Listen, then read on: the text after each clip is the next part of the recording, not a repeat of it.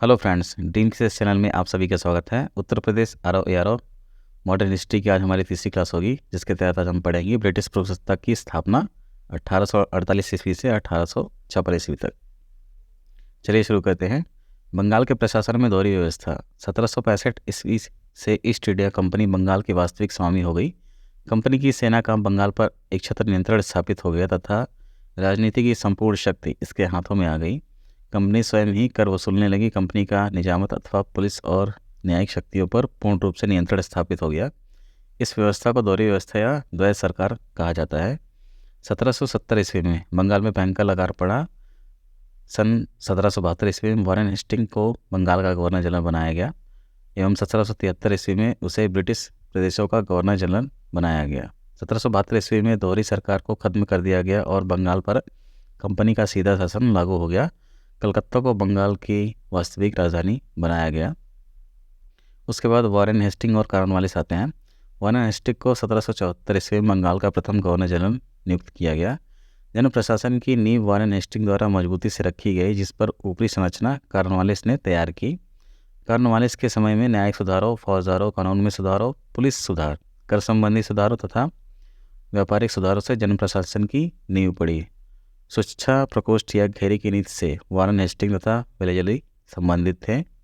Warren Hastings अन्यायपूर्ण एवं निरंकुश कार्यों के कारण उस पर महाभियोग का मुकदमा भी चलाया गया था, जो 1788 ईस्वी से 1795 ईस्वी तक चलता रहा। ब्रिटिश संसद ने उसकी सेवाओं को देखते हुए उसे सभी दोषों से मुक्त कर दिया गया।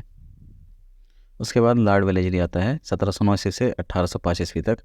लॉर्ड वेलेजली ने भारतीय राज्यों को अंग्रेजी राजनीतिक परिधि में लाने के लिए सहायक संधि प्रणाली का प्रयोग किया। प्रथम सहायक संधि 1765 ईस्वी में अवध से की गई, जब कंपनी ने निश्चित धन के बदले उसकी सीमाओं की रक्षा करने का वचन दिया। उसके बाद लॉर्ड विलियम बेंटिंक आते हैं। लॉर्ड विलियम बेंटिंक ने जुलाई 1828 ईस्वी में गवर्नर जनरल का कार्यभार संभाला। लॉर्ड विलियम बेंटिंक ने सती प्रथा, बालिका शिशुवध जैसी सामाजिक कुरीतियों को समाप्त करने के लिए प्रभावकारी प्रयत्न किया और देश में ठगी समाप्त कर शांति और व्यवस्था स्थापित की। 1833 के चार्टर एक्ट के द्वारा भारतीय प्रशासन को पूर्णतः केंद्रीकृत करने का प्रयास किया गया। इस एक्ट के द्वारा बंगाल के गवर्नर जनरल को भारत का गवर्नर जनरल बना दिया गया। 1833 ईस्वी में लॉर्ड विलियम बेंटिंक को भारत का प्रथम गवर्नर जनरल बनाया गया था। उसके बाद लॉर्ड डलहौजी आता है 1848 ईस्वी से 1856 ईस्वी तक।